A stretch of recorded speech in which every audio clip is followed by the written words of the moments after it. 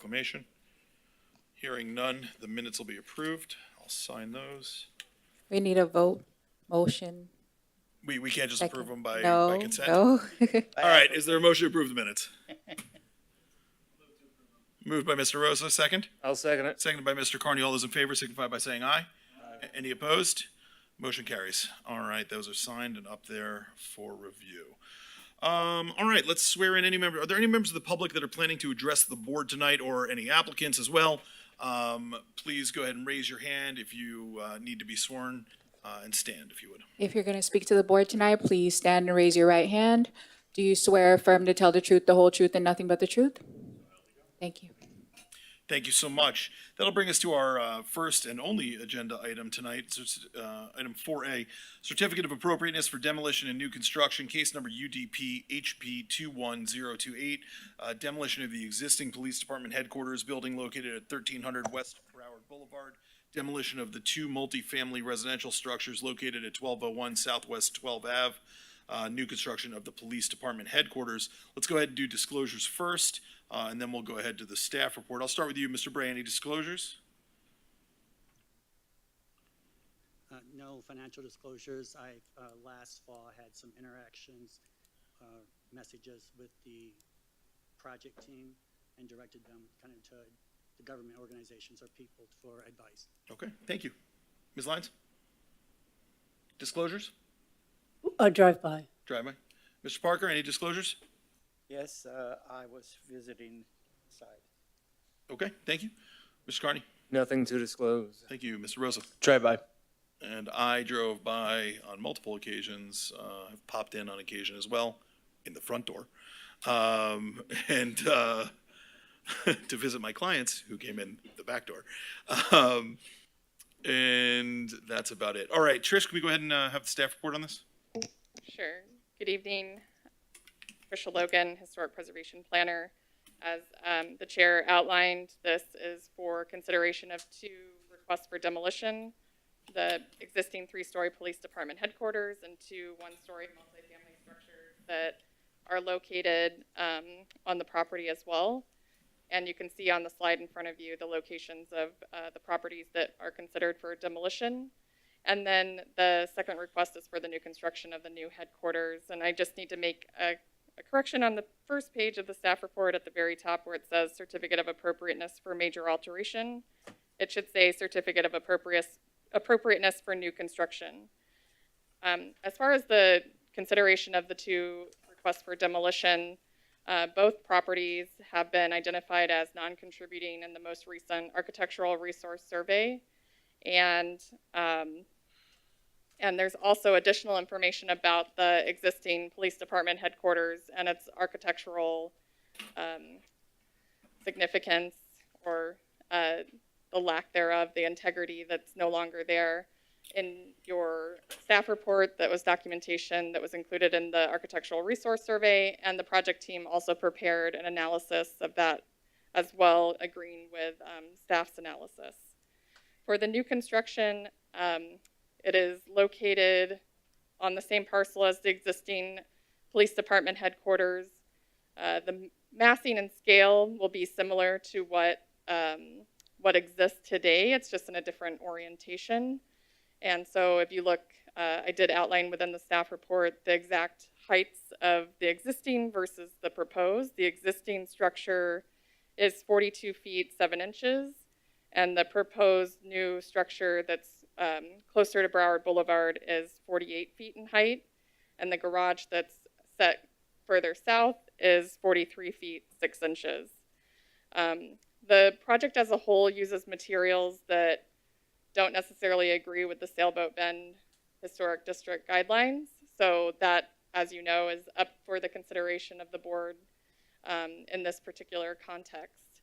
And on this site, which it's located on Broward Boulevard and adjacent to commercial structures along Broward Boulevard and in the existing space that is already used as a police station, it's a little bit different as far as how you would consider this parcel versus another residential parcel that's within the context of the neighborhood. So every time we have a new construction project that comes before the board, we have to take into consideration the exact context in which the parcel is located. So as you read through my analysis, you may have read that that as something to consider as part of your vote.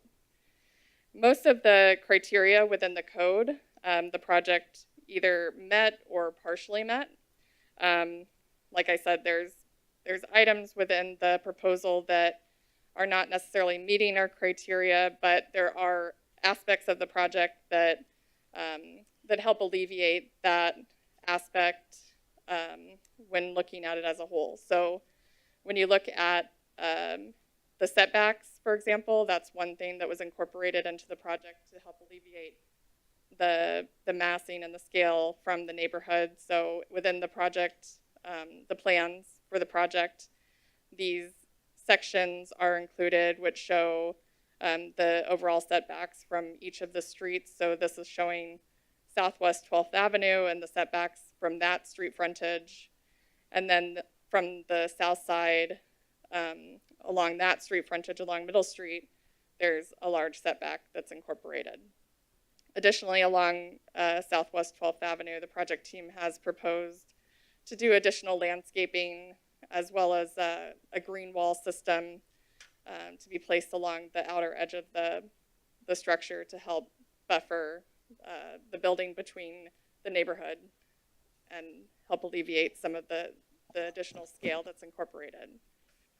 And like I said, the materials are something that the board does have to consider. Within the last page of your staff report, or of the plans, is this materials page, which I'm sure the project team will go into further detail on. So there's 3 different certificates of appropriateness that the board needs to consider. The first one is for the demolition of the existing police headquarters. And with that item, it does meet the criteria for all applicable sections of the code. There are 2 conditions for the board's consideration included. One is that the demolition of the structure shall not negatively impact the adjacent historic district, and protection from construction debris and construction equipment shall be provided as necessary. And 2, this application is subject to the approval by building, zoning, and all ULDR requirements.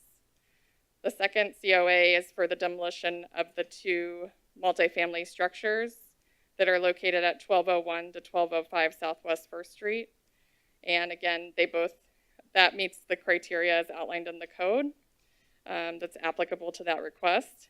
And the same conditions are provided for consideration for that as I just previously stated for the other demolition request. And for the COA for new construction, the project partially meets the criteria as outlined in section 472411 D3CI, and partially meets the criteria as outlined in section 472411 D3CII of the ULDR, and partially meets the criteria as outlined in section 4717 of the ULDR, which is the material and design guidelines specifically for Sailboat Bend. There are a few conditions that are outlined within the staff report for the board's consideration. One is all glass must be clear with an option of low E. 2, the signs are not included in this approval, and a separate certificate of appropriateness application would be required for any new signs on the property. And 3, additional details showing that proposed rooftop mechanical screening provides adequate coverage with 0 visibility of mechanical equipment must be provided at the time of building permitting. And 4, this application is subject to the approval by building, zoning, and all ULDR requirements. Thank you, Trish. All right, at this point in time, we'll go ahead and hear from the applicant or the team, whoever wants to speak on their behalf. Ms. Lager.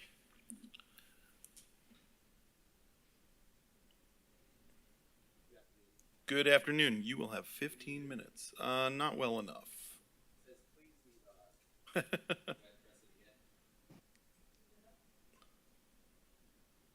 There we go. Can you hear me now? That's much better. There we go. There we go.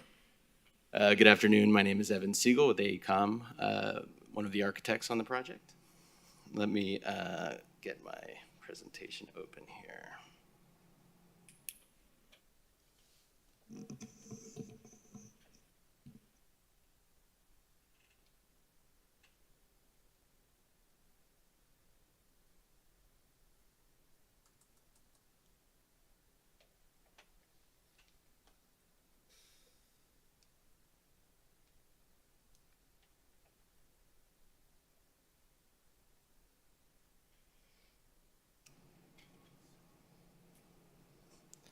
So thank you, board, for giving us this time to present the project to you.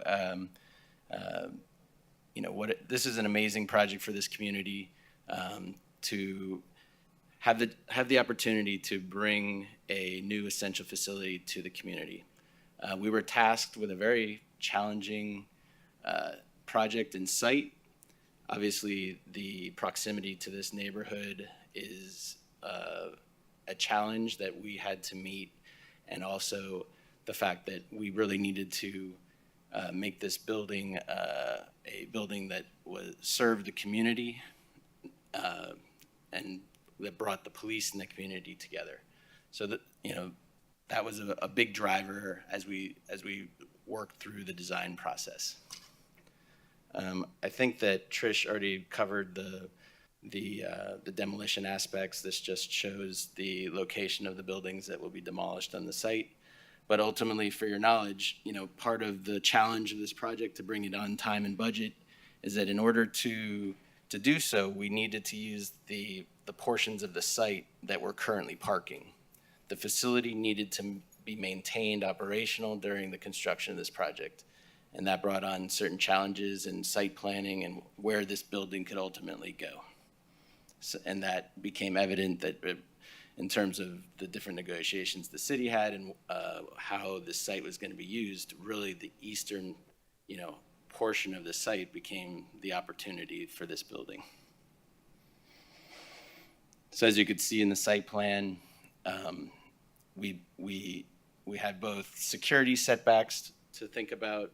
How do we make this facility the most secure facility it can be for the people that work within it, but also making it an inviting a building for the community.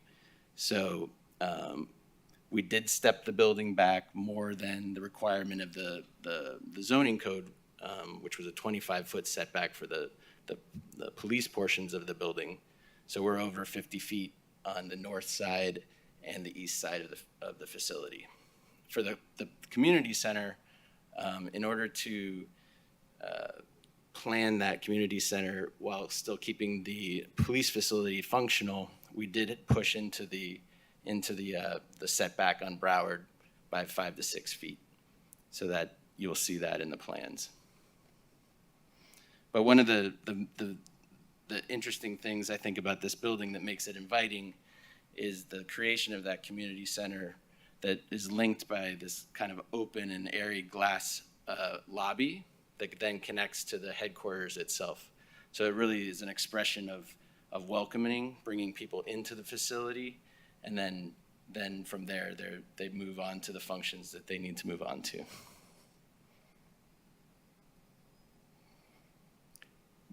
You'll see in the package the more detailed zoning requirements of the building and locations of those elements.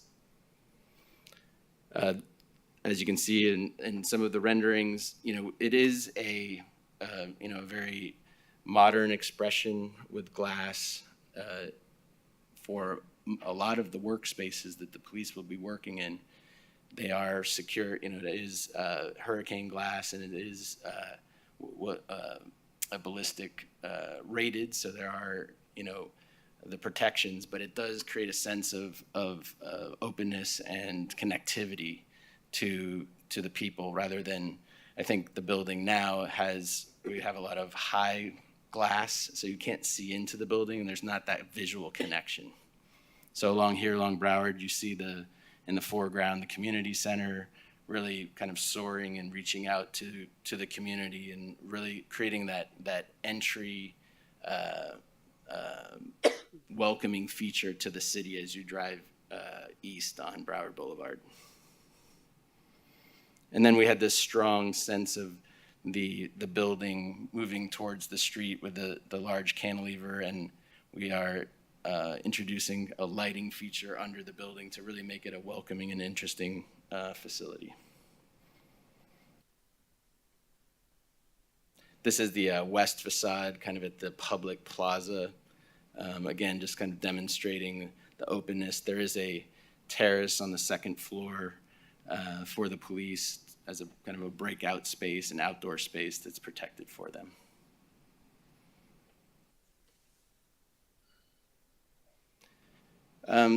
These views kind of demonstrate some of the kind of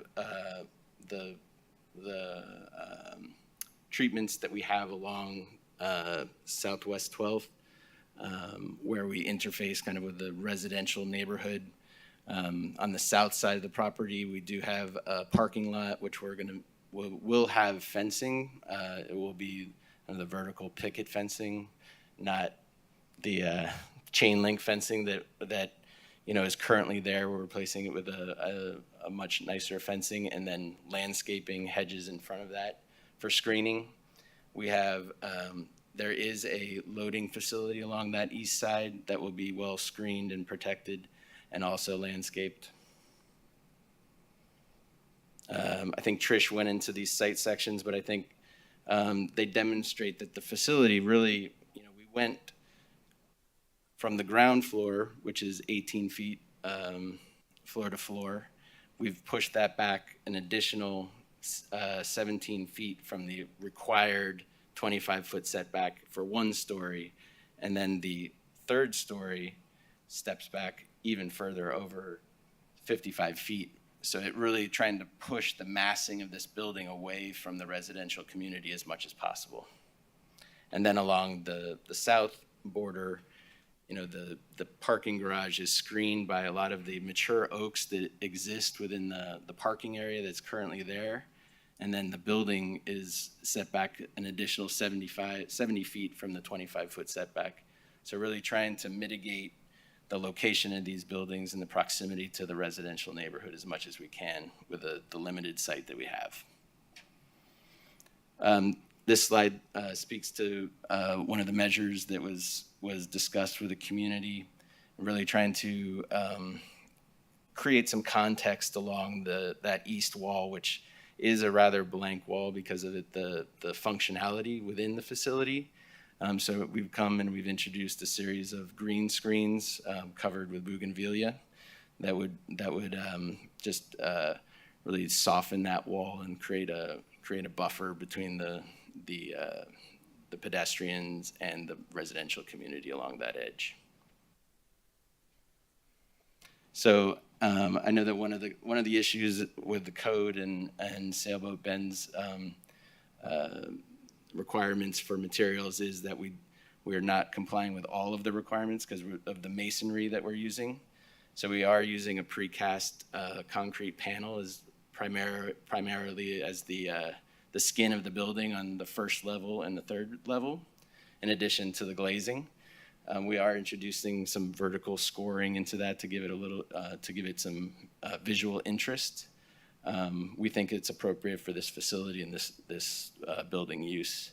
On the second floor, we did introduce stucco, scored stucco on that level, which is in compliance with the requirements of the district. And then we obviously have the glass and the curtain wall, which is in compliance with the clear glass and low E requirements of the facility. And then our fencing does meet the requirements of the vertical picket, and/or we have some internal green vinyl coated fencing that we're using, but it will not be visible from the street. I think the other strong expression of the building comes in the landscape design.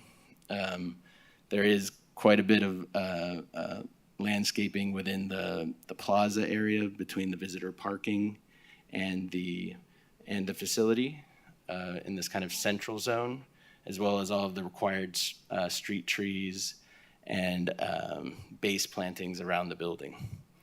So we are in compliance with all of the landscape requirements, which I think really helps soften and make a pedestrian experience with this facility. So I leave it at that, and I'm interested in any of your questions. Thank you. There it is. Thank you so much. Hang on 2 seconds. We're going to get to you, come back to you in a minute. Okay. At this point in time, though, I do want to open it up to the public. So if there are any members of the public that wish to address the board on this item, just go ahead and please step over to the, yep, any members of the public, I'm going to ask to go ahead and step over to the side over there and line up. And then after that, we'll have you one by one. So if you're the only, then I'm going to ask you to approach the lectern. Oh, I'm sorry. I didn't see the crutches there. So we can. No, I apologize. I didn't see the crutches. Mr. Bray was blocking them from my vantage point. So, but I think now I understand the request for a microphone. I was like, yeah, there's one there. I think if we can get it to work, we'll be happy to pass that over to you. We're gonna get it all together for you. Check 1 2. There you go.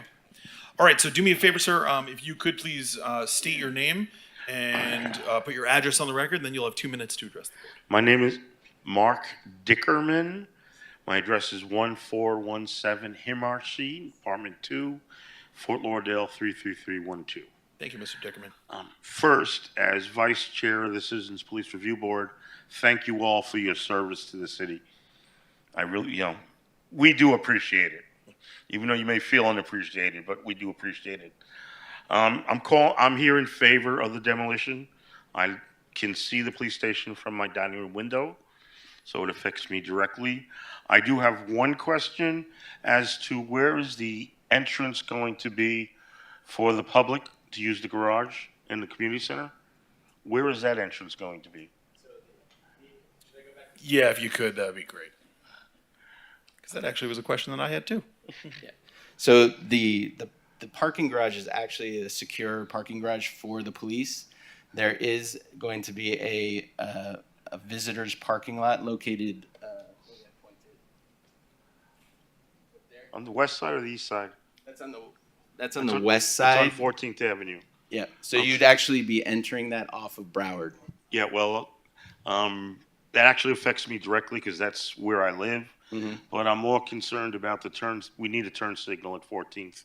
And I hope the city will, I know you're not the city, but I am going to push the city to finally put a turn. I've been living there 22 years. We need the city to put a turn signal there for safety, especially now that that's going to be a public entrance. Yeah, understood. I believe that study is underway, not as part of this project, but Yeah. it's part of another study. Thank you very much. Thank you so much. I appreciate that. And I hope that your foot heals quickly. All right, any other members of the public who wish to be heard?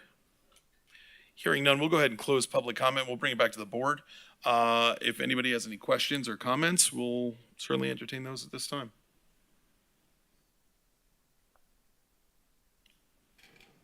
Just a question and a clarification. Yeah. On the rendering where, I think it's the first page, where we're showing it looks like a masonry wall with sort of like an iron, almost like a curved rod, and then you described a wood picket fence. So am I not seeing it as described, or is that a separate part of it? I think I Which described the rendering are you referring to? it might have been the material sheet where you go through this, I think the security fence, right? So I don't see, are these the items that are not on the approved guidelines and that's why they're being reflected here? Is that why they're shown? No, this is just a material board of what we're using. Okay. So the picket fences are just representational in these images. They're not actually shown in context. Okay. We are using those in around the parking garage on the south. Not the parking garage, around the south parking lot. And then I showed you an image of them, how we screen that with landscape in this location here.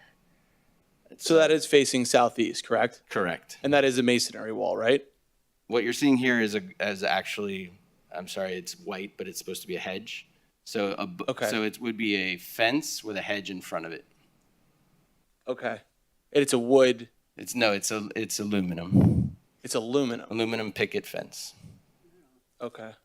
The reason I'm pressing on it is because I also live in the neighborhood, and trying to just comprehend the massing is what it is, right? And I can appreciate where the site plan needs to be in order for it to accommodate a building and a garage of such a size. Makes sense.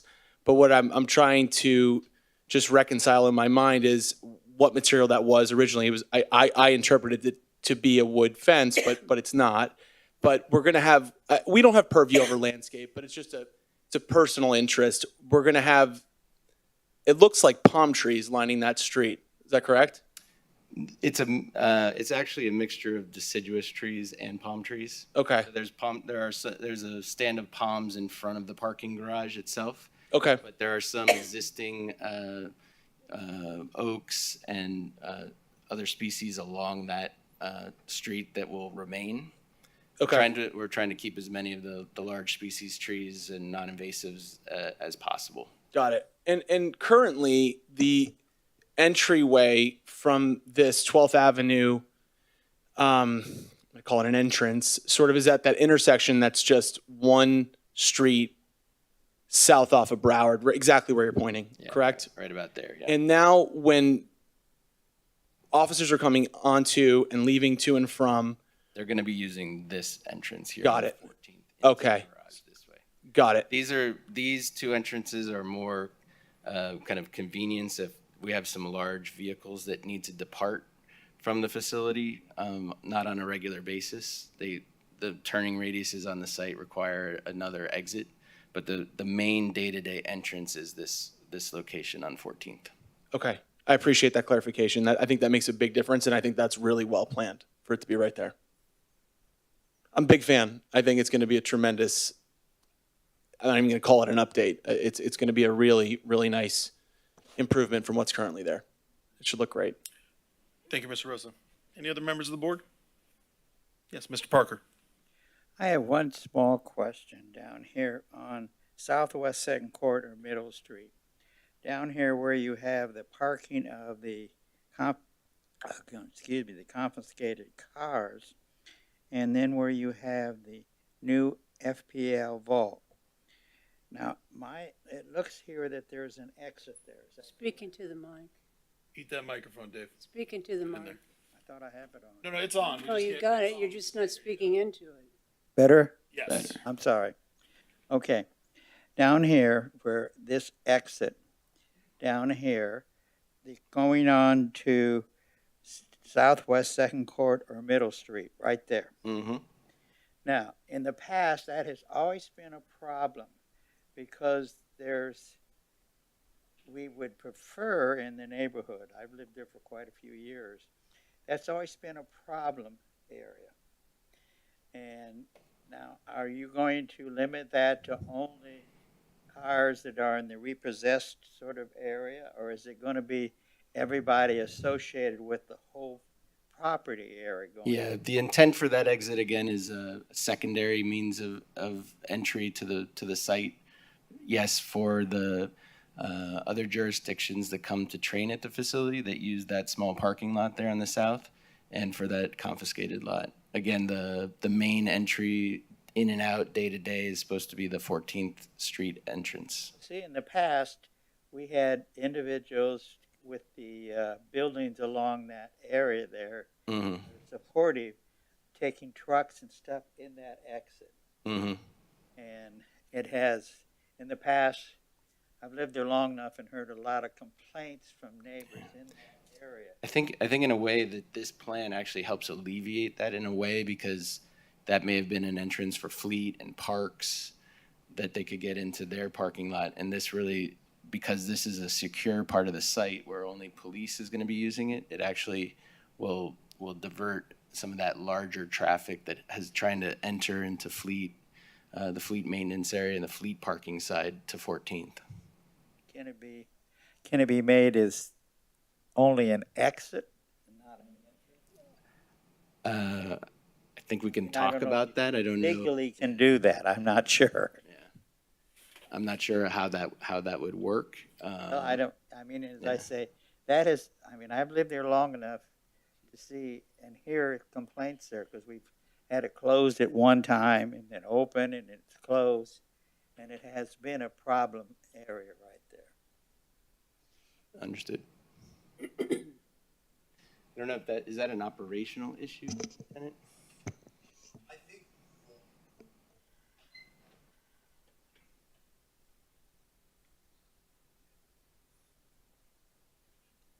I think for the, like Evan Do was me a saying- favor, sir, if you could just please, Absolutely. state your name and your position, on the Absolutely. record for us. My name's Adam Solomon. I'm a lieutenant for the police department, and I've been assigned to the project since its inception. Like Evan was saying, that particular turn won't be heavily used, but I wouldn't want to take away the ability of like a SWAT truck or something like that that might be, has a better turning radius to get in there. I don't think it'll be heavily used. And I know when talking to Sailboat Bend, the members, I guess a lot of their concerns were regarding the bigger trucks from Parks and Rec and not so much the police vehicles. So I think I wouldn't want to take that away if, God forbid, we had a call in your neighborhood and that's the best course of for us to get there instead of sending us around another direction. I don't think it'll be heavily used, but I'd prefer not to lose that for Okay, well, I'm just officers. saying that could be. I mean, I've lived in the neighborhood for over 20-some years and been involved with the Civic Association, and that has been a problem during the years that things have happened in that region, and some of the other trucks that are involved in, I mean, are going through there, that they would prefer that they go down and go off at 12th down there. instead. Well, I think a part of it is like what Mr. Dickerman said. We do have a predicament with regards to 14th Avenue, and people are looking for alternates of Broward Boulevard. So I know that there's a traffic study underway. But I wouldn't want to sit here and give a commitment to not, use that as the officers need. I don't think but I can assure you that I don't think it'll be heavily used. And from my understanding, it's not going to be utilized by Parks and Rec as an exit area, because I know that was a big concern with the bigger trucks coming through the neighborhood over there, with them avoiding Broward. Okay. They won't even, the Parks and Recs trucks can't enter that location because that's a secure entrance for police only. Good. I think that'll solve the problem. All right. Thank you, Mr. Parker. Anybody else on the board? Any other comments or questions? Just any indication on timeline when you guys were planning to start demolition? That's June or August? Next summer? August. Yeah. Okay, thank you. Mr. Bray? Yeah, I don't want to get bogged down. Do me a favor, just make sure your microphone's turned on if you could. Okay. Is that on? I don't think so. Push it one more time. Let's give it a shot. Okay, is that on? No. Nope. Just whack it once. Light's on, but, there we go. There you go. Get a little bit closer. They're a little sensitive. You got to kind of eat that mic. I don't want to get bogged down with transportation and mobility issues or the planning and zoning stuff, because there's tons of questions that could obviously come up with those things in mind, but I'm trying to stick to the HPB issues. I'm trying to review this with the city and the police department being held to as high a standard, if not higher standard, than the board does with any other property or residential property in the community, because they should be setting a role model and example for the community.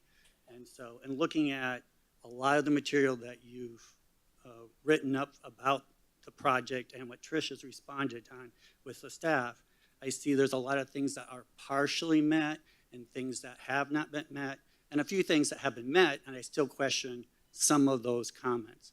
So I'm very concerned that this project is actually not meeting the Sailboat Bend District requirements that have been laid out by the city and should be enforced as a result of that. I mean, they're the ones that set the standard, they're the ones that set the ordinances, so we should be able to say, as a city, that you should be looking to set the example and the pace for those being applied. Now, understand the current police station is, not at a standard, it's what it should be, and I'm all for supporting the police station and having the equipment and having all the things that they need to deal with today's issues. But with the police station and with historic preservation, my perspective is that it doesn't meet the current standards for designation, whether it's contributing or whether it's designated historic. But you're implying that you're going to use this building for the next several years, so it's usable, correct? The existing facility? Yes. That is correct. So why wasn't there consideration for restoring it and respecting the history of that building and the police department when it was originally started, and trying to preserve that, and then adding an addition onto that for the needs and the expansions of what the department would need? Therefore, the international style, which you're trying to do, would make much more sense. But because as an individual building, regardless of the historic district, it's over 50 years old and could be considered or looked at for its time and period in which an addition would make sense. But because you're looking to demo the building, and therefore a new construction should meet totally different standards. It should meet a standard that's compliant or consistent with the neighborhood of it being a pre-1940 project or new construction. There are other cities in the state of Florida and in South Florida for that matter, Coral Gables being one, that has community facilities and a police station that has more of that pre-1940 or period, which is a reflection of the history. And St. Augustine's a city, Palm Beach is a city where they've taken police stations and community facilities, relatively new, and they built them to reflect that history and that respect for the history and the community in which they're in. So that's what I have a concern with, is that you're trying to take a new modern building and place it in a historic district that does not reflect the community, and it's very different. It stands out like a sore thumb in the community. I think it's a beautiful design if it were in a different location, but it doesn't really reflect that area. The things that I would say is I have 3 different suggestions for this to go forward. One is to restore the existing building and then do a design that reflects that to add on the extra space and the facilities that you need. The other one is with the Historic Preservation Board in the city. If they do not want to consider that and they want this police station, the Broward Boulevard to be outside of that district, they need to change the boundaries of the Seattle Bend Historic District or consider the boundaries to be different than what they are. Therefore, the community is appropriate and it's a historic district that's appropriate. And the third is to go back and to actually create a design that reflects the district and reflects the history and respecting that all the way through, so that respect the police station, respect the community, respect the laws and the guidance and the ordinances that were put into place for this community. Thank you. So let me ask a question kind of on a follow-up there. Noting that, and I don't, personally, I'm not really concerned with the sizing, if you will, of the building or the dimensions of the property. I think that that has been addressed, and although it only partially meets the criteria as far as the exact numbers, I think that it's the adjustments have been made to try to remedy those issues. So I see no issue there. But why are you finding such difficulty in using materials that would satisfy the guidelines?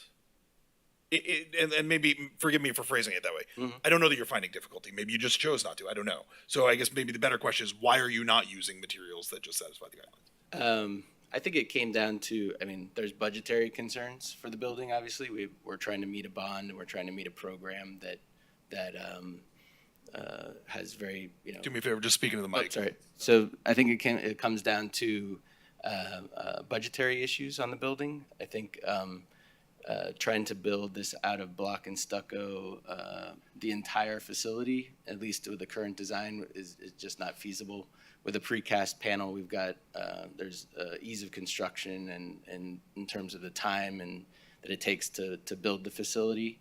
Those are all things that we had to meet, part of the challenge of the project.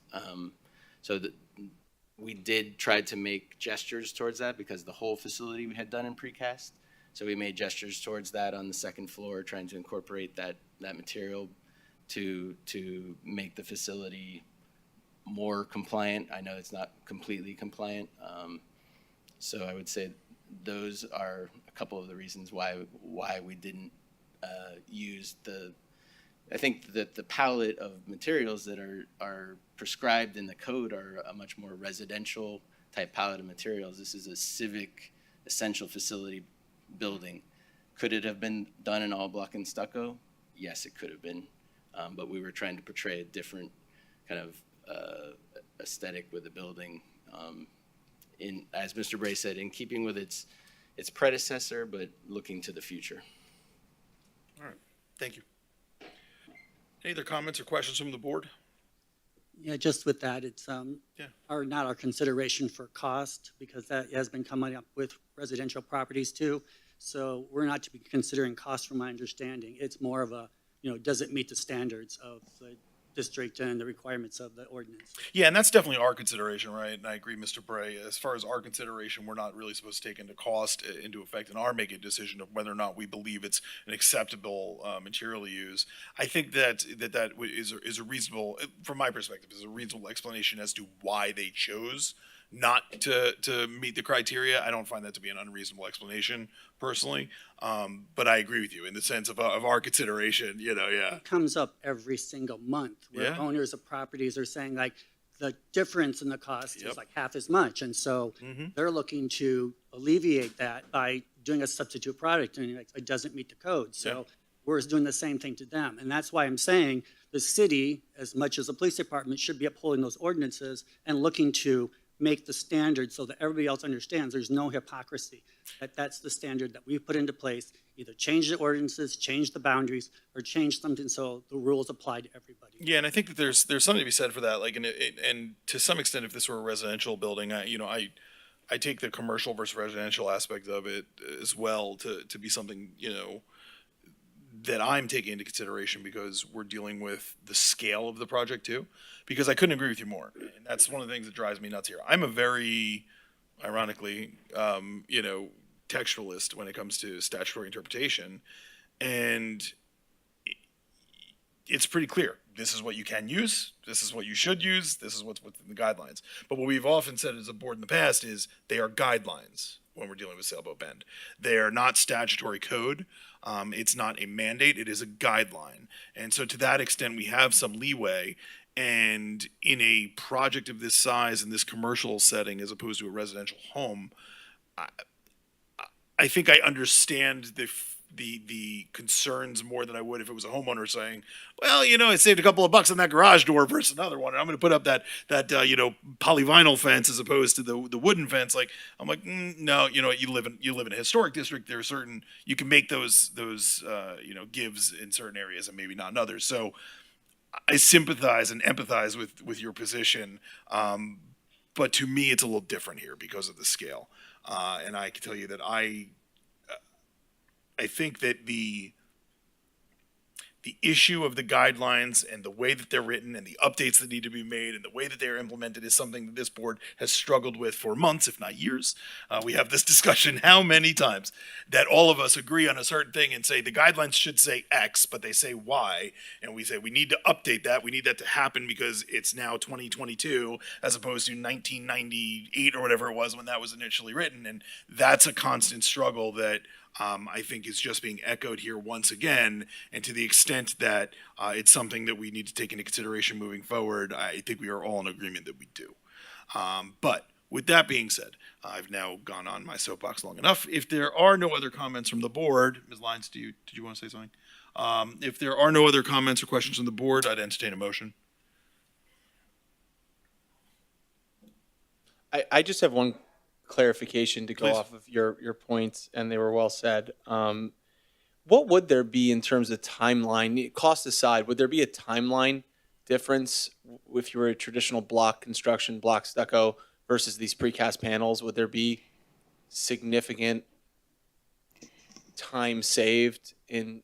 My name is Stephanie Toothaker. I'm involved in this project. I represent the general contractor. So we've been at the table since the beginning. So I just wanted to add a little more depth on the discussion. And I believe me, I agree. I actually agree with you that this should probably not be in the historic district. It's right on Broward Boulevard, and that's probably a discussion for another day. I think it's a really good suggestion. But just a reminder, I know that cost is not usually a consideration like when you're restoring a historic home, but this is a little bit of a different situation because the voters approved a $100 million bond for a new police station with the acknowledgement and recognition that the existing facility is failing, not only as, I don't know if you've been inside, not only as a police station, but as a building. It's failing. It's a decrepit old building that really has passed its useful life for any use whatsoever. So to that point, I think that's an important point. And then when you develop a modern police facility, you have certain security requirements. You have hurricane category requirements for wind loads. You have modern information technology. You have requirements that a modern police department is really required to have. And when you dump all of that into a budget, and then you add on top of that the fact that construction costs have gone up 15% just in the months over past COVID, it's very hard to meet the requirement of that $100 million bond. And there is no money above that. That's it. That's what the voters approved. That's it. It's not like a homeowner can go out and get a loan. That's what the city has to build this police station. And so I really will tell you that the architects, to their credit, really tried to pay homage to as much of the historical criteria as was possible and still meet the budget of what the voters approved. I've been a part of many of those meetings, and they're hard. They're hard. We're having to take stuff out that we shouldn't really have to, that the police shouldn't have to take out, but that's the reality of what the cost of construction is now. And we were kind of at a point where, do we even go forward with this? So I think that's the challenge that's before this board, and we would ask that you support the project. I think we can all acknowledge how important it is, and to have our police in a safe building that is not leaking. It's got significant flooding issues on the site, and there's a whole list of problems that I think we could list out for you that we hopefully don't have to. But I'm happy to the teams here. We can, if you want more information on that, we can share it. But I think I wanted to give you that overview. So you can appreciate the challenges that the team was faced with and their efforts to meet as many of the criteria as to the extent that it was possible. Thank you, Ms. Toothaker. All right, any other comments, questions of the board in light of that? Otherwise, I would entertain a motion. Somebody make a motion. Somebody. I can't. That's the only problem. Otherwise, I would. I would like that one question that I made just clarified as to timeline. Reason being, it's a residential neighborhood that faces south, that faces a number of directions here, and I'm just curious if that was a compelling reason as to why the precast concrete was used. You said timeline? Timeline, yeah. Yeah, I mean, definitely. I couldn't tell you in months or weeks how much longer it would take to construct it out of block and stucco versus precast, but it is a consideration. I think it does cut time. It's a precast panel that's done in a plant and then shipped to the site and then attached to the building. So there's definite time advantages to that construction method. Okay. We were emailed the resolutions previously. We were emailed the resolutions earlier today. We would need 3 separate motions. One as to each certificate of appropriateness, the 2 for demolition, and then the 3rd for new construction. And if you go on to page, let's see, looks like page 28 of the materials this evening, you can have a draft for guidance. But before we have a motion, let's go ahead. Do you want to read the resolutions? Sure. Did you want me to read the approval or denial? Read approval for all 3, please. It's one resolution for all 3. A resolution of the Historic Preservation Board of the City of Fort Lauderdale, Florida, approving a certificate of appropriateness for demolition to demolish the existing 3-story police headquarters, approving a certificate of appropriateness for the demolition of the 2-family residential structures, and approving a certificate of appropriateness for new construction for the new 3-story police headquarters for the properties located at 1300 to 1350 West Broward Boulevard and 1201 to 1205 Southwest 1st Street, numbers 1 through 8, Fort Lauderdale, Florida, in the Community Facility CF District, Boulevard Business District, and Residential and Mid-Rise Multifamily Zoning Districts. Case number UDP HP 21028. Thank you so much, Sherry. Anybody want to make a motion to approve the resolution for a certificate of appropriateness for demolition under case number UDP HP 21028 located at 1300 to 1350 West Briar Boulevard based on the findings of fact as discussed at this meeting and contained in the resolution, as well as the two conditions that were included in the staff report, that the demolition of the structure shall not negatively impact the adjacent historic district, and that the application is subject to the approval by building, zoning, and ULDR requirements. Anybody want to make that motion? I'm happy to make that motion. Great, moved by Mr. Rosa. Is there a second? I'll second. Seconded by Mr. Parker. Thank you so much. Any discussion on the motion? Hearing none, all those in favor, please signify by saying aye. Aye. Aye. Any opposed? Opposed? Mr. Bray's in opposition. Thank you. Any abstentions? All right, that motion will carry. I would next entertain a motion to approve the resolution for a certificate of appropriateness for demolition under case number UDP HP 21028 located at 1201 to 1205 Southwest First Street, 1 through 8, based on the findings of fact as discussed in today's meeting, as well as the resolution read by the city attorney and the two conditions contained in staff report that the demolition of the structure shall not negatively impact properties within the historic district, as well as the fact, as well as the application being subject to approval by building, zoning, and ULDR requirements. Anybody willing to make that motion? I will make that motion. Thank you. Moved by Mr. Rosa. Is there a second? I'll second. Seconded by Mr. Parker. Thank you so much. Any discussion? Hearing none, all those in favor, please signify by saying aye. Aye. Any opposed? All right, that motion carries unanimously.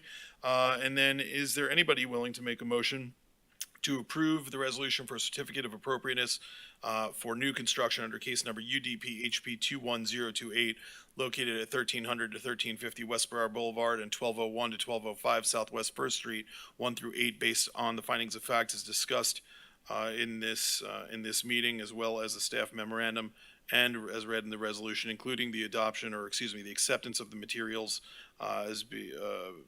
even though they only partially meet the guidelines, as well as the conditions 1 through 4 as listed in the staff report, that all glass must be clear with an option of low E. Signs are not included in the approval, and a separate certificate of appropriateness would be required for any new signs on the property. That additional details showing the proposed rooftop mechanical screening provides adequate coverage with zero visibility of mechanical equipment must be provided at the time of building permitting, and that the application is otherwise subject to approval by building, zoning, and all ULDR requirements. Is there anybody willing to make that motion? I'm willing to make that motion. One question for the city attorney, though, in light of the fact that there's a partial meeting of the criteria here, do we want to cite specific reason as to why we're motioning to approve here? You could just state that it meets the applicable criteria, or you could refer to one specific criteria that you feel is relevant, but you could just state that it meets the applicable criteria. We'll state that it meets the applicable criteria and move to approve. All right, moved by Mr. Rosa. Is there a second? I'll second. Seconded by Ms. Lyons. Thank you so much. Any discussion on the motion? Hearing none. All those in favor, please signify by saying aye. Aye. Aye. Any opposed? Opposed? Opposed by Mr. Bray. Thank you so much. The motion carries. All right, congratulations. Those resolutions will be autographed by yours truly in the near future.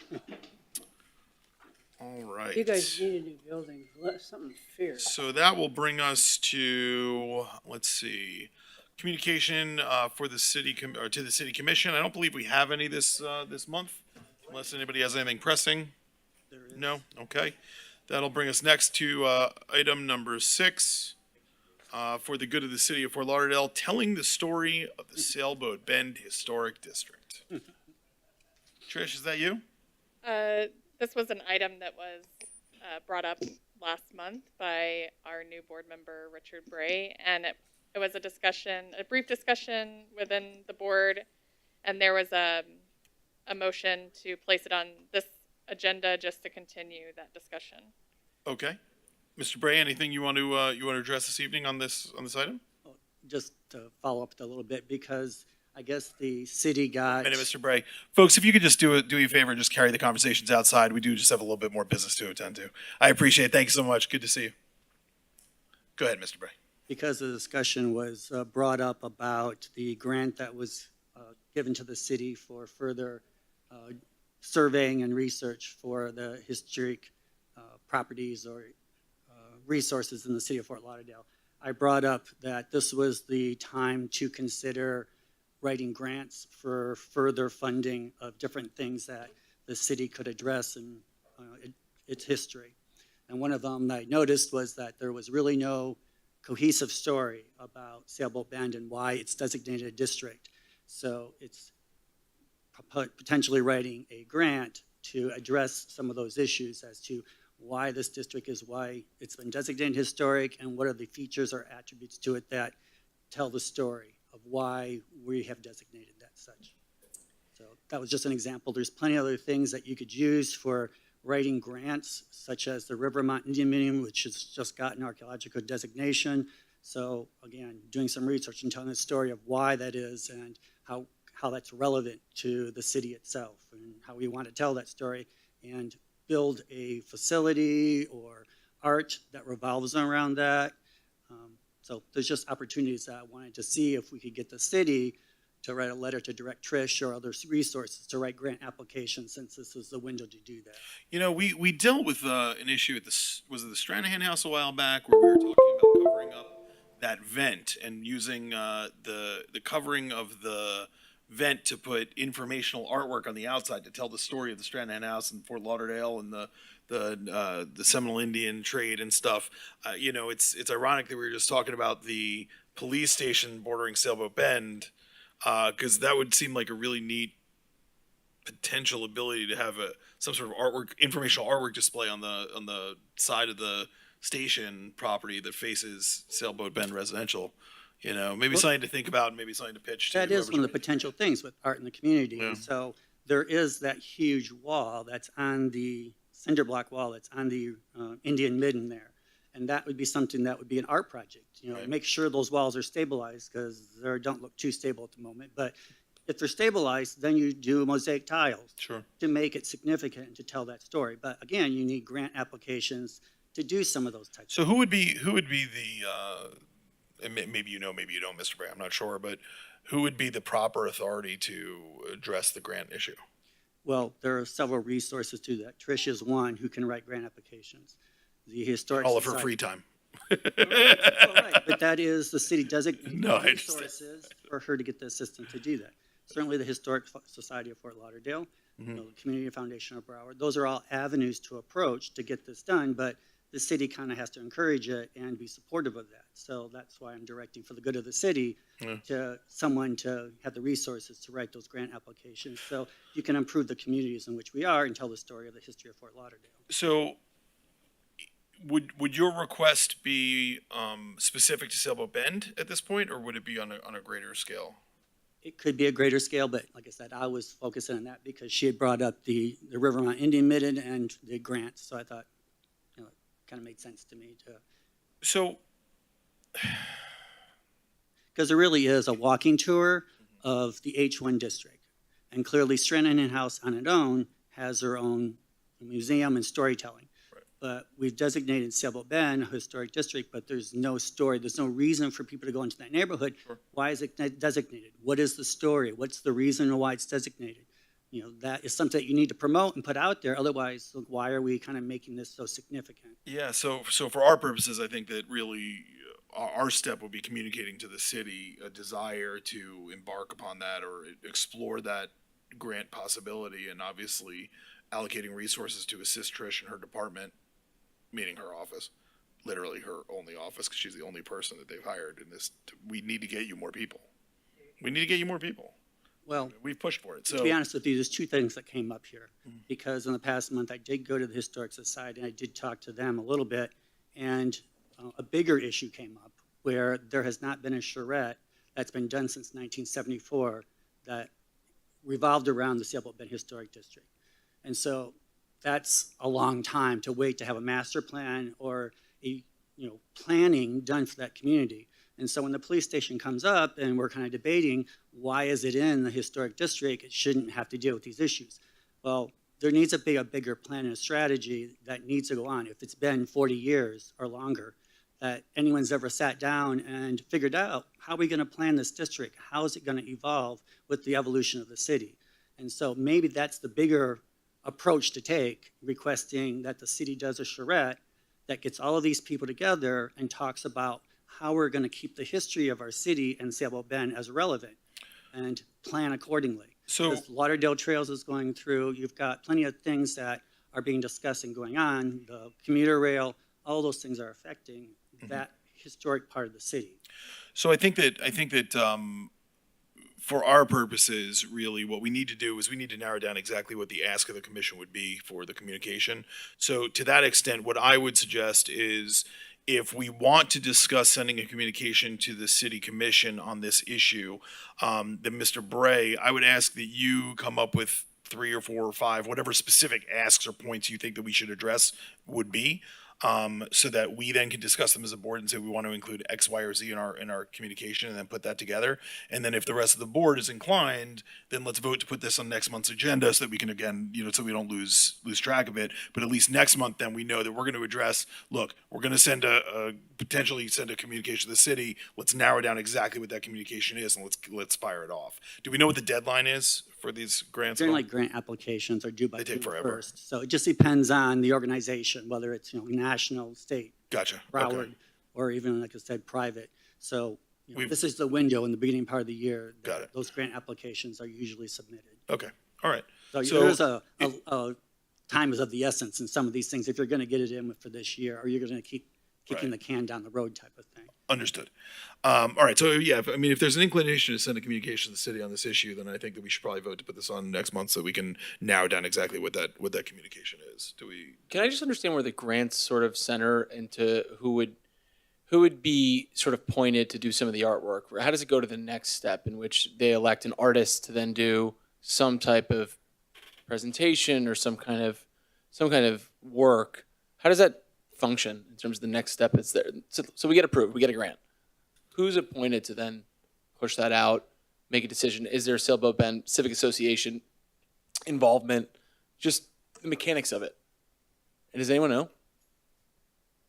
I think that would come down to the applicant, when they're writing the application, who was to receive the funds, whether it was the Parks and Recreation, Right. whether it was the city of Fort Lauderdale, whether it was the Sailboat Bend Civic Association. It comes down to who is going to be the recipient of it. In general, I think it has to be a charitable organization. So like Community Foundation of Broward is a charitable organization. Sailboat Bend Civic Association is not. So you might not be able to get that unless it's, Reason I ask is there's an artist loft, and I still believe it is designated as the artist loft that's within the district. And that to me seems like a very logical springboard to actually get it in motion. They live in the neighborhood. It's a clear incentive to make it right, I'm make just it not work. sure if that's a charitable organization. Yeah, I'm not sure either. But it'd be nice to see it spring off with someone who lives in the neighborhood as well.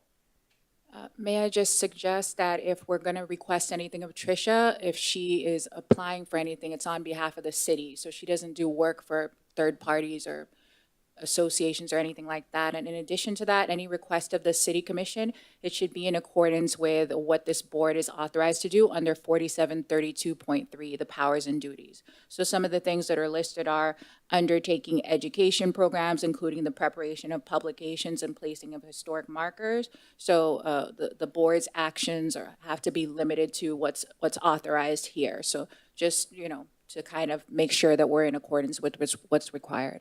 Do me a So the favor, Sherry. storytelling would- Do me a favor, Sherry. Can you send can you send that code out to the entire board Sure. before next meeting? Sure. So everybody can review that in anticipation of Okay. that conversation. I Sure. think that'd be helpful because that way we can make sure that we mold the ask into the duties so that we don't get pushback on that. I think that's important. All right. So are we in agreement? This is something we want to put on the agenda for next month to address and possibly ship off a communication? Yes, no? All right. Don't all speak. I up. thought it was on this month, so that's why. Okay, well, I mean, we were discussing it now. Talk to me. I mean, so then, okay, I mean, look, if that was the purpose of putting it on the agenda for tonight, then I apologize. That's what I get for not being here last month. Then let me ask you this, and let me be very, very clear. What is the ask, Mr. Bray? It's to write a grant application or have funds to write grant applications to tell the story. This is one of the education things that she's referring to for the city to direct resources for that grant application process. So I'm not sure that that's so easy just to say, hey, just give us money for this project, because the budget's already been passed for the year. And if we're going to be, I mean, there might be money in a grant funding. I don't know, and that's my naivety as the city budget, right? But when we're talking about asking the city to allocate funds, that's different from saying I believe that in order to, I want to be very careful about how I say this. I believe that in order to come within the purview of this board and stay within the confines of our dictate, that the request would simply have to say, City Commission, we are asking you to explore the opportunity to write a grant for this purpose. And I think that would be within our purview. But if we start talking about money issues, that's outside of us. Except for saying we think Trish needs more money. Right. I would definitely suggest be a little specific as far as what you intend on accomplishing. So, for example, if you intend on accomplishing more education in the community regarding historic structures, then something like that, because she has to have specific information to fill out in that grant application. I mean, so I think just, I'm sorry to cut you off. I think that, and I like the title of it here, is telling the story of the Right. Sailboat Bend Historic District, right? Yes. So, like, to me, like, that is the ultimate goal. If we are, as I understand it, Mr. Bray, please correct me if I'm off point here, but we are asking that a grant be written to utilize, for educational purposes, the telling of the story of the Sailboat Bend Historic District for the public. And what that looks like, I don't know. We'll figure that out once we get the grant. But to the extent that we want that is the mission, I think that if we make that ask of the City Commission, we stay within the purview of our job. I agree. Okay. Yes. The only wanna thing make sure is, we're not I overstepping. did want to ask Tricia, because since she's filled out these grant applications before, if, let's say, the commission says yes to that, did you need any more information? Because I think you got to be really. Other than time, we can't give you more time. Because the grant applications that, well, So they're fun. the grant applications that I've seen and the grant agreements that we're given, there's like very specific things that we need to follow. And so it's usually not okay to just say, hey, we kind of want to do something So around. that's part of the problem of not knowing exactly which grant we would be applying for Exactly. either. So, that's to some extent why I asked you, Mr. Bray, exactly what the ask was. I mean, do you have a specific grant in mind, or are you just saying we should just take advantage of these grants that are out there? Well, it's just that they're out there, and there are a lot of avenues to approach. Telling the story is one way of the education aspect, but okay, it's the walking tour, it's the app that tells it so that people don't have to have an actual guide that walks them around. But that's not. So But there's that's all not a those things grant, that go- material, right? Like that's a program that would be Right. formulated with the grant. So. But that is part of what is necessary and for that to work. So it's not just getting the data and the information. It could be all the things that go with that. 'Cause Yeah, just and to get the working data, with Sailboat Bend, Civic Association, right? You Well, know, but just to get the data doesn't do any good if you don't get it to the public and educate them. And that's one of the tools that you do need in order for that to happen. sure. Mr. Parker. Well, there is quite a bit of information that does exist, that I'll be honest, that I have been managing in the last several years to try to save, and it's been stored in the back of the fire museum, and it's still there. It's going to take a lot of time to go through some of that, a lot of time, and it's going to be a real project. And you're going to, when you start adding who's going to do it and the monies, you've got to be very particular who you're going to address to provide those monies. And I think you've got to sit down and begin to look a little bit of that before you go out searching. I mean, I have some of the stuff in my house, and most of it is in the fire museum that I have gathered when I've been an officer, and putting it in files and stuff and trying to save as much as I can. A lot of the stuff was stored in a warehouse when I came and moved here, and it was infested with everything, bugs and you name it. And so I and one of the gentlemen who was in the Civic Association, who has passed, spent one Saturday going through cardboard boxes that were really bug ridden. I mean, half of the stuff we salvaged a lot of it. I took a lot of it and was able to convince, and so it's stored in the back of the fire museum as much as possible.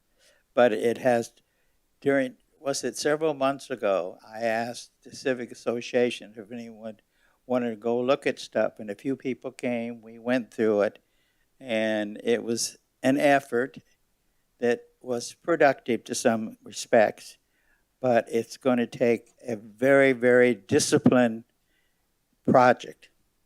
Very disciplined. Well, let me suggest this then, because I think you're right, Dave. And let me first ask Trish, I mean, do you have the bandwidth to do this at this point?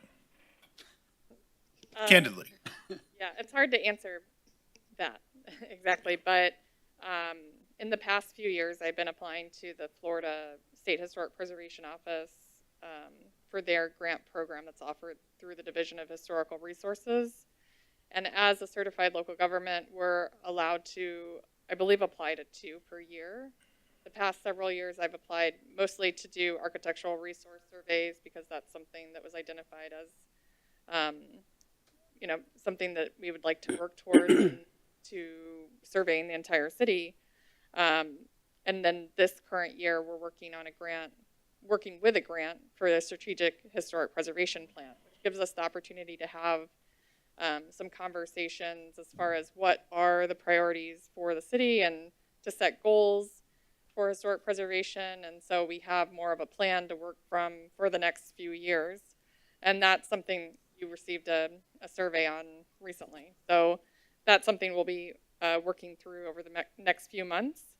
I did look at the options for the projects that you can apply for with the Florida SHPO grant, which it's usually due around, I want to say around like the end of May, 1st of June. And one of the options is for heritage education projects aimed at increasing public understanding and awareness of the history of Florida and the importance of its historical and archaeological resources and their preservation, either in general or for specific sites, properties, or collections. This may include proposals such as walking tour brochures, educational material for school children, interpretive signage, videos, and illustrating historic preservation principles, small educational exhibits, preservation of historical records through digitization, and educational apps related to the history of Florida and or its historical and archaeological resources. You can't attach anything to a building, and the grant award is up to $50,000. So that's kind of like the briefing on that kind of section. That's not guaranteeing funds. It's just, that's an opportunity to apply for. Right.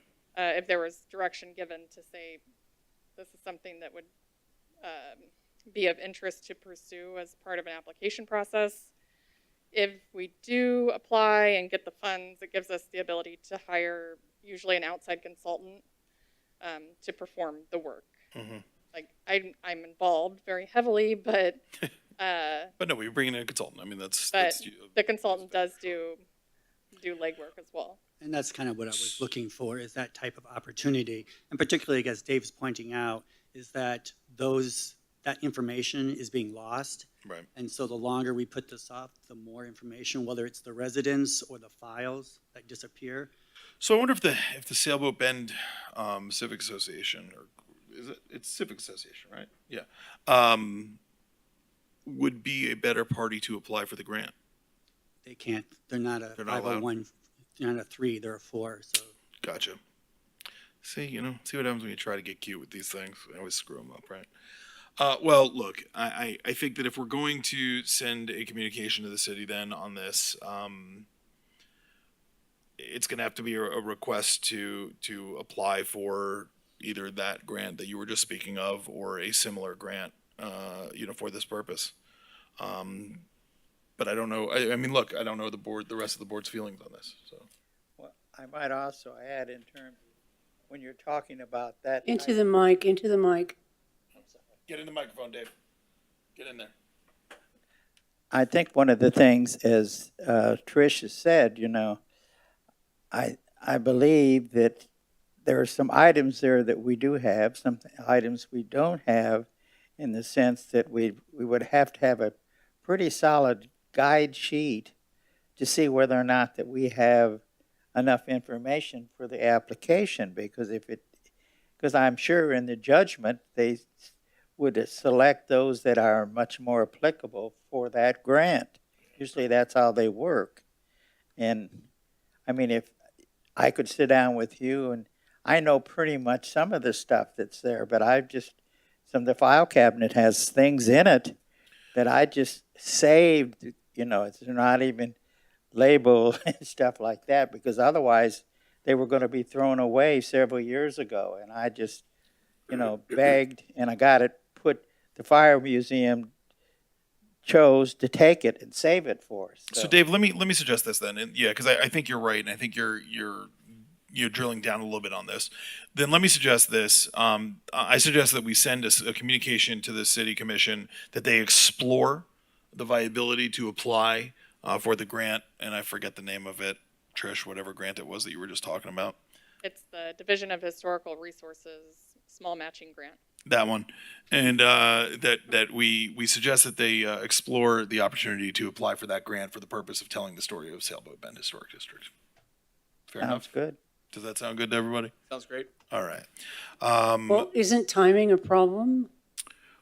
If it's due in May? It's towards the end of May. They haven't released the information on the applications just yet. Usually they have priorities every year as far as what they're looking to approve as part of the grants that are applied for. So each year there's usually a different priority. One year it was architectural resource surveys. Another year it was about resilience. And so it just changes year to year, and I don't know what that priority is. It usually comes out around the first part of April. So we're pretty much on. We're pretty much on. Yeah, target there's usually timeline. it's a small window of opportunity to apply. I would have expected much So longer. if we send the letter or the request, then what's the next step? Once you mean we send sending our a communication to the city commission? Right. If the city commission gives staff direction to pursue a grant application for the purpose of Sailboat Bend, And then the next step would be Then- getting the information. well, I wouldn't need a ton of detailed information about what exists. That would be part of what we're trying to do with the grant money, is to maybe organize, digitize those materials, and then put them into some sort of a usable format that can be accessible either through an application, a walking tour, whatever qualifies under the grant, like what you could actually do with it. I think it would be helpful if there were specific ideas of what you guys wanted the grant to pursue, because that's a broad list of things that you could apply for, but for the grant I need to say we want to use the money to digitize the records. We want to use the money to create signs and where they would be placed, and just general ideas. But I don't have to say I don't have to show them every single page that we have available. Just the general idea of what direction we're going in and why we would hire somebody and what our end result may be, like what we're looking to accomplish as part of that. So, to give me that information, to give the commission that information would be helpful to be able to move forward if directed to do so.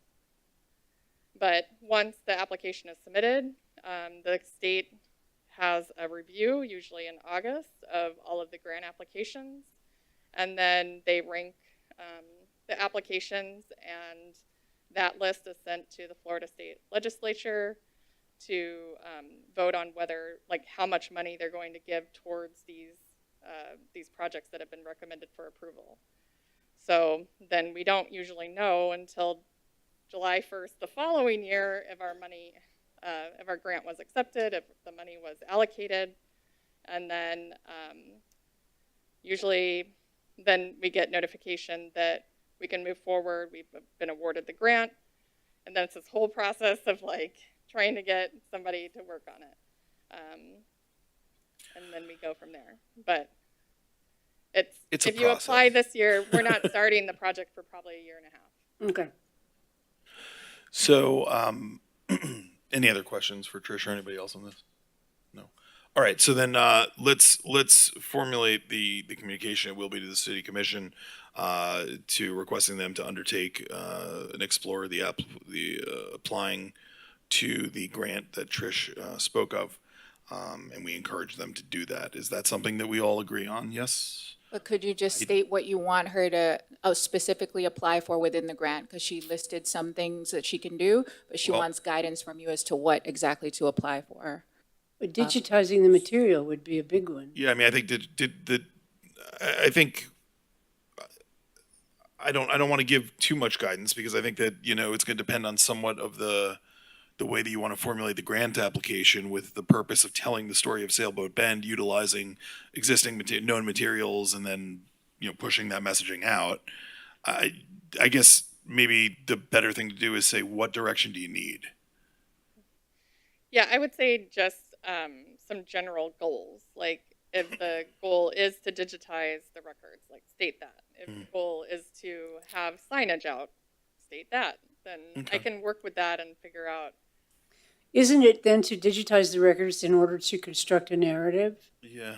And that narrative then would be distributed, I'm not sure how, but Signage, app, it would be whatever. distributed in an educational context. And there is digital information available on the Sailboat Bend Historic. Right, exactly. I mean, is it enough? Do we need to digitize these records? That's Yeah, that's what we need to find out, that's what we need to figure out. Right.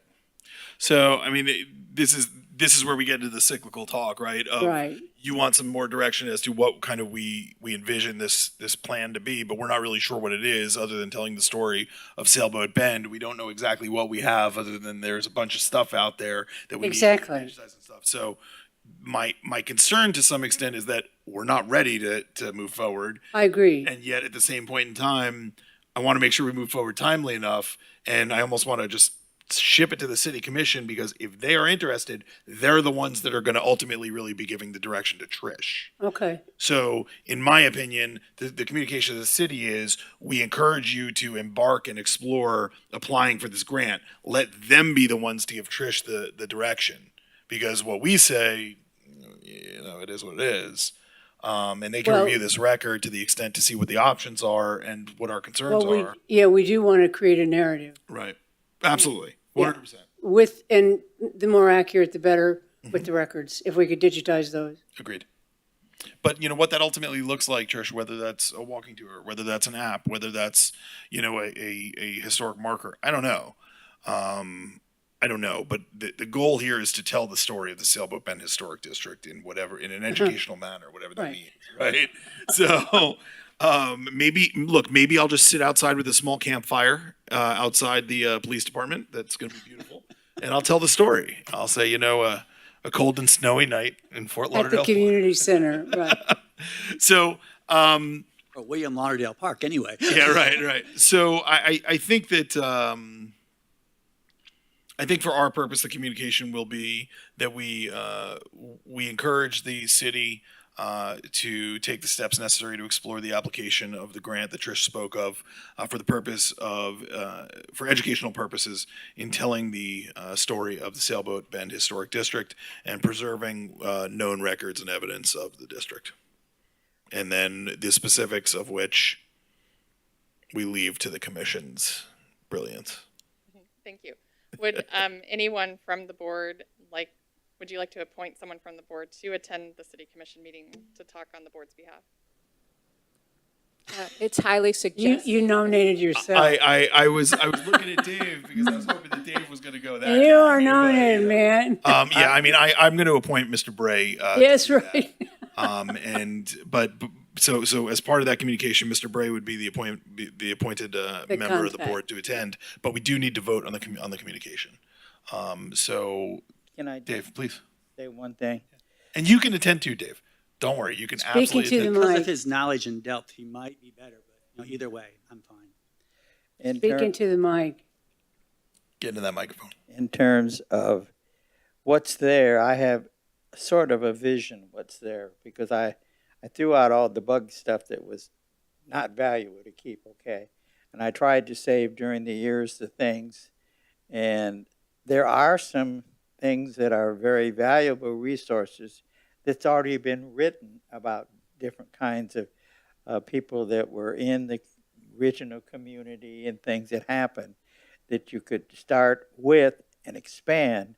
But it's going to take someone with a very, very serious effort and time. It's not one of those things that you can just spin from conversation. And we've got a few people that are still here. Chuck Willard, for example, who is in the 90s, close to 100, who can make value judgments on some of the things that are there. And there's several others, but there are not many that are left that could at least begin to look at the materials. We could talk to the museum here and get their advice as we start to go through this stuff, because in terms of Which museum? it's going to be a very major project. I think it means the Fort Lauderdale Historical. There's no archivist, there's nothing there. Well, let's worry about getting the grant first. Oh, Yeah. I think we need to get the grant first, and then we'll be able to hire somebody who will happily spend That's their what we, billable we have hours to doing that. hire an archivist, somebody who really knows how to Yeah. interpret the material. So can I get a motion to approve the communication to the city? Could we just specify what that communication is? Because she's jotting it down, and if it's wrong, then they're gonna be like, what is this? So. Go for it, Jamie. You want me to restate it, or you want to read it back? To encourage the city to take the steps necessary to explore the State Division of Historic Resources small matching grant for educational purposes and telling the story of Sailboat Bend Historic District and preserving known records and, I didn't get your last word. No, that sounds great. And period. Oh, just preserving known records? Yeah, let's just do that. Well, I mean, okay, let's broaden it out, and whatever other steps are deemed necessary and advantageous as determined by the City of Fort Lauderdale's Historic Preservation Department. Is that your official title? Nope. It sounded good. So, And whatever Trish's official title is. Did that make sense? you can make, It was and to take whatever other steps or are necessary as determined by. Historic preservation planner. That would be it. Okay. Good. All right. Whose motion is that? Who's moving to adopt that I'll make that communication? motion. Moved by Mr. Bray. Is there a second? I'll second it. Seconded by Ms. Lyons. All those in favor signify by saying aye. Aye. Any opposed? You sure?